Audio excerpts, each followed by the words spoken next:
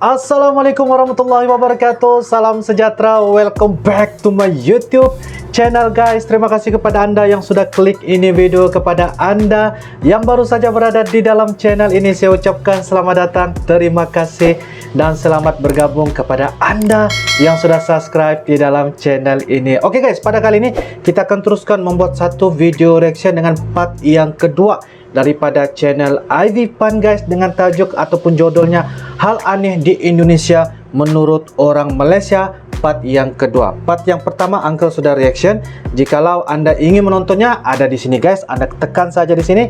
Itu adalah part yang pertama, yaitu Hal Aneh di Indonesia Menurut Orang Malaysia. Seperti biasa daripada channel Ivy Fun, jangan lupa like, comment, share, dan juga subscribe. Jadi guys, apakah cerita di sebalik hal aneh yang part yang kedua, Hal Aneh Indonesia Menurut Orang Malaysia, yang diceritakan oleh Ivy Fun guys. Jadi guys, tanpa membasa-basi, ayo kita sama-sama nonton di dalam video pada kali ini guys. Yuk guys. Oke guys, dengan kiraan 3, 2, dan 1 guys. Indonesia itu aneh kerana ada banyak hal yang aneh di Indonesia.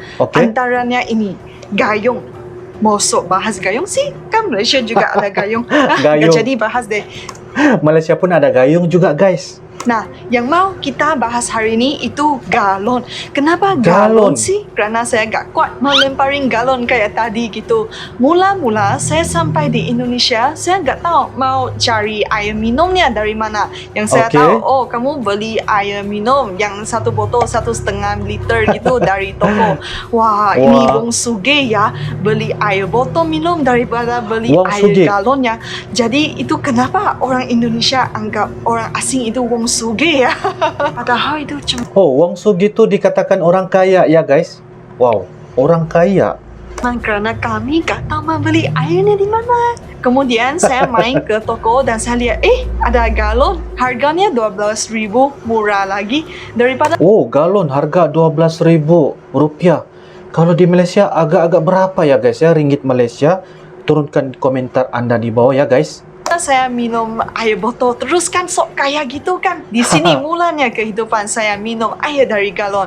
Pesan air galon sendiri, beli pompa galon sendiri, angkat galon air naik ke kaunter dapurnya juga sendiri. Ternyata dulu saya kuat ya. Kalau sekarang saya nggak kuat deh mau angkat kayak gitu. Pas kuliah demografi, dosen saya lagi jelasin sistem bekalan air di Indonesia. Sistem saya bekalan sempat air. Tanya ke dosen saya, kenapa di Indonesia itu minum airnya dari galon, tetapi kalau di Malaysia biasanya ya pakai water filter pribadi. Kerana di Malaysia ya itu jarang sekali pakai galon. Itu paling ya di kantor itu suwe aku orang dalam galon gitu yo. Jadi hari ini tak tunjukin. Yuk teman-teman. Kaget Ivy bisa berdiri ya, karena biasanya saya duduk manis di kursi. Yuk, hostel. Nah guys, kalau ini alat penyaring air yang menyaring semua air masuk ke rumah saya. Nah kalau ini asu yang gagal mencari cemengku yang hilang sejak tahun 2013. Kamu gagal. Mana gini dong. Guys, ini water purifiernya. Jadi minumnya sini, tapi nggak ada galonnya di sini. Atau langsung minum dari sini. Wes seger minum. Cuci mana bisa minum, itu air keran. Kalau minumnya dari sini, nah ini. Jadi aneh ya kalau di Malaysia itu minum airnya dari keran gitu, bukan dari galon. Nah, gini bisa. Seger. Jadi guys, kalau main ke rumah orang Malaysia ya, itu minum airnya jangan cari galon dong, cari keran. Terus cari yang ini. Nah, itu air minumnya. Air minum terus guys. Orang Indonesia suka duduk berlesehan. Kerana kalau di Malaysia kami biasanya duduk di atas kursi dan makan. Jarang sekali ada restoran, ada warung yang duduk berlesehan. Jadi mula-mula saya sampai di Indonesia. Betul tuh guys, betul. Kalau di Malaysia ni jarang sekali kita melihat pelanggan yang datang ke restoran duduk di atas, duduk di bawah. Semuanya duduk di atas kerusi guys. Saya lihat Lain kayak hal ini, pula kalau di saya Indonesia. merasa sangat unik sekali dan saya pengen coba ya. Pas saya main ke warung SS, itu kan ada karyawan lagi tanya saya, pengennya duduk kursi atau duduk lesehan. Biasanya warung di Indonesia kayak gitu ya, Iya, ada iya, pilihan iya. duduk. Terus Ada saya pilihan. pilih, oh duduk lesehan aja.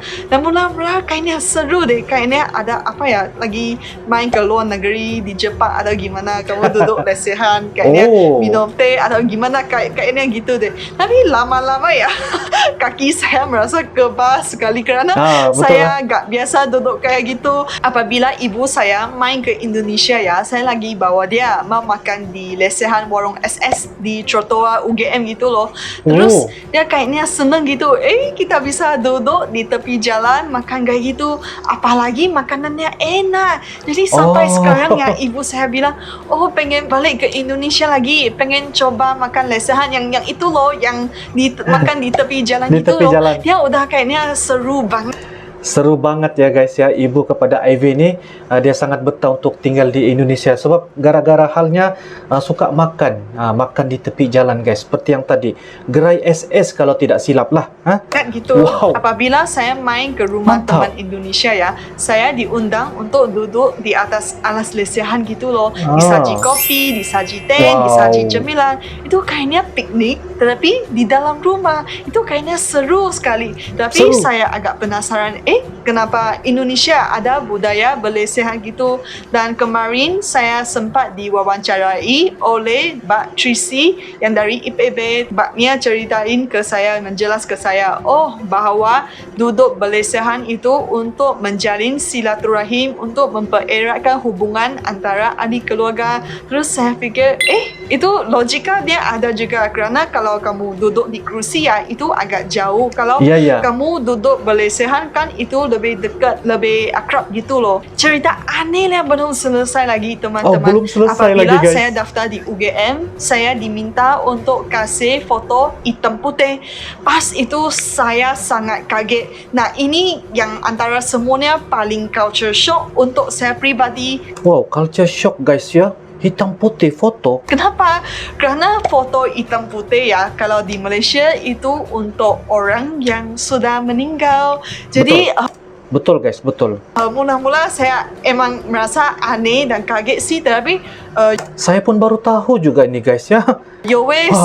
Saya kasih apa yang diminta aja. Dan pas saya lihat teman saya, mereka juga kasih foto hitam putih, baru saya merasa agak tenang gitu. Vi, sabar Vi, ini daftar masuk universitas kok, ini bukan daftar masuk syurga kok. Jadi guys, kalau main di sosmed Malaysia, jangan share foto hitam putih sembarangan di sosmed, nanti dikirain udah meninggal kok. Apalagi itu DP-nya hitam putih tapi malah aktif di sosmed, itu bikin serem, bikin menakutkan orang Malaysia. Sekarang saya lagi tunggu mau balik ke Indonesia ya, kerana saya sudah kadaluarsa. Nah, teman saya, dia lagi mau renew kitasnya, dia harus bayar 4,5 juta rupiah. Tetapi dalam bentuk 2,5 juta rupiah dan 150 US dollar.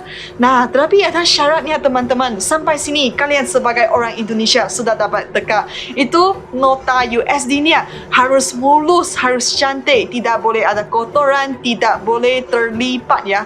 Nah, ini bikin saya kaget. Kenapa bisa begini? Kerana ini khas ada di Indonesia. Kerana kami di Malaysia gak onok kayak gitu. Ya, kalau di Indonesia nota USD-nya gak cantik, nilainya turun. Okey, jadi sekarang saya turun, tahu. Guys. Nanti saya balik ke Indonesia, saya bukan sahaja bawa oleh-oleh buat teman-teman, tetapi saya bawa nota USD yang cantik, bawa balik ke Indonesia. Mula-mula saya sampai di Indonesia, saya lihat ada satu papan iklan di tepi jalan. Itu punya lampu berwarna pink dan itu gayanya sangat moden.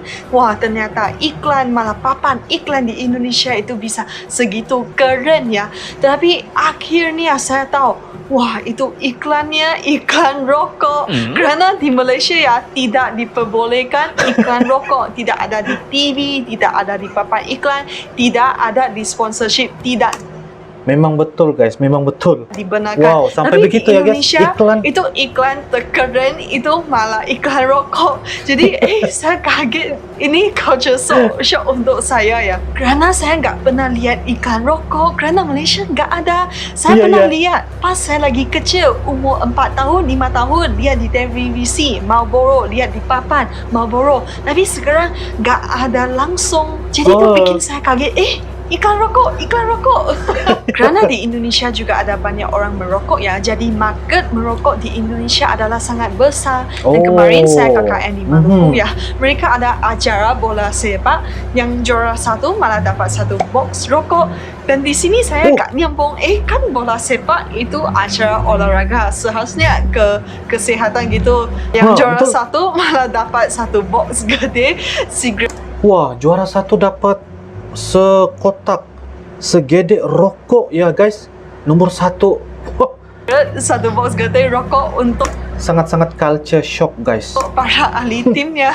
Jadi di sini saya merasa agak kaget dan saya tahu itu merokok itu mempunyai budaya yang sangat mendalam di Indonesia. Saya lihat malah ada ini disebabkan budaya yang sangat mendalam guys. Ya memang patut, betul lah. Scholarship The Jarum dan ada acara badminton disponsor oleh The Jarum. Kalau di Malaysia ya itu merokok sangat dikendali dengan ketat sekali. Kamu tidak bisa merokok di sembarangan. Betul. Kalau kamu makan di restoran, kamu gak bisa rokok. Kamu harus menjauhi dari restoran 3 meter baru kamu bisa merokok. Betul guys. Kalau kamu melanggar undang-undang merokok di Malaysia, kamu bakalan didenda RM250 atau sekitar RM900,000. Jadi kalau kamu mau rokok ya, kamu harus jadi orang kaya dulu deh di Malaysia. Kerana merokok sendiri dendanya banyak, dendanya ketat sekali dan juga rokok lebih mahal. Dan lagi satu guys, kalau lampu merah di negara lain itu bersih daripada aktivitas manusia, tetapi tidak berlaku di Indonesia. Kerana di Indonesia lampu merah itu merupakan titik tumpuan aktivitas manusia. Kalau kamu mau beli lidi, kamu ke lampu merah. Kalau kamu mau beli koran, kamu ke lampu merah. Kalau kamu mau beli mainan kanak-kanak, malah gunting kuku, kamu ke lampu merah juga.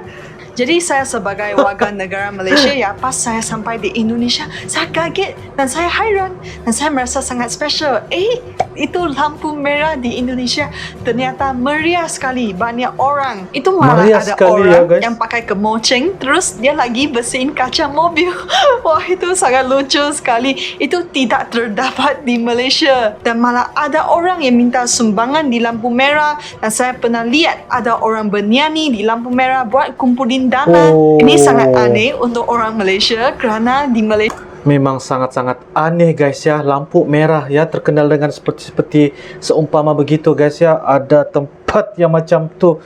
Wow, sangat-sangat unik dan sangat aneh. Dan ini adalah salah satu proses bagi uncle mendapat tahu dan maklum apa yang diceritakan oleh Ivy guys. Wah, Malaysia kamu tidak diperbolehkan untuk melakukan aktivitas apapun di lampu merah. Betul. Gak boleh berdagang, gak boleh minta sumbangan. Pokoknya harus clear, gak ada manusia. Nonton sampai sini, kalian pasti merasa lucu. Ini mah biasa untuk orang Indonesia, malah bikin orang asing kaget, bikin culture shock. Dan banyak lagi hal yang aneh dan menarik di Indonesia yang saya gak sempat mau sharing di satu video. Maka saya potongin, dipisahin jadi part 1, part 2 dan ada lagi part 3. Jadi guys, jangan lupa subscribe biar gak kelewatan dan jangan lupa like biar bikin saya semangat untuk terus bikin konten tentang Indonesia. Terima kasih dan sampai jumpa lagi. Oke guys, demikianlah sebentar tadi daripada channel Ivy Pan, di mana beliau telah berkongsi salah satu momen ataupun pengalaman-pengalaman sewaktu pertama kali menjejakkan kaki di negara Indonesia yang bertempat di Yogyakarta. Jadi apa yang diceritakan sebentar tadi guys, memang nampak sangat kelakuan, kelucuan apa yang diceritakan ya, dengan keunikan dan juga benda-benda satu pelbagai keanehan yang diceritakan. Seperti kayaknya yaitu ibu kepada Ivy Pan sangat-sangat betah untuk datang lagi ke Indonesia disebabkan hal suka makan makanan di tepi jalan, guys. Walaupun di tepi jalan tetapi makanannya tuh enak-enak sekali, guys. Kepada anda yang tengah menonton, guys, anda boleh kongsikan ataupun info berkenaan tentang restoran ataupun kedai makan di tepi jalan, guys. Dan satu hal lagi yaitu tentang galon. Galon tuh kalau di Indonesia memang sangat-sangat banyak ya terdapat di sana, tetapi kalau di Malaysia memang begitulah. Dia macam ada satu sistem penapis air yang bersambung dengan pipe, lepas tu boleh minum direct terus kan. Tapi kalau di Indonesia halnya tuh lebih ke arah kepada mesti ada satu pemilikan galon, guys. Itu adalah keunikan. Dan apa yang kita dapat juga saksikan ialah apa yang diceritakan oleh Ivy Pan berkenaan tentang foto hitam putih kalau masuk ataupun daftar di universiti ataupun college yang berada di Indonesia. Dan itu adalah salah satu benda-benda yang harus kita faham dan tahu keanehan di Indonesia tu bukan sekadar dari segi kebudayaan, tetapi dari segi keanehan daripada apa yang telah diceritakan. So guys, apa pendapat dan juga komentar anda turunkan di ruangan komentar di bawah dan kita akan sesama bagi maklumat. InsyaAllah kita akan jumpa lagi di next video akan datang, guys. Thanks for watching. Assalamualaikum warahmatullahi wabarakatuh. I love you Indonesia, I love you Malaysia. Assalamualaikum warahmatullahi wabarakatuh. Bye bye.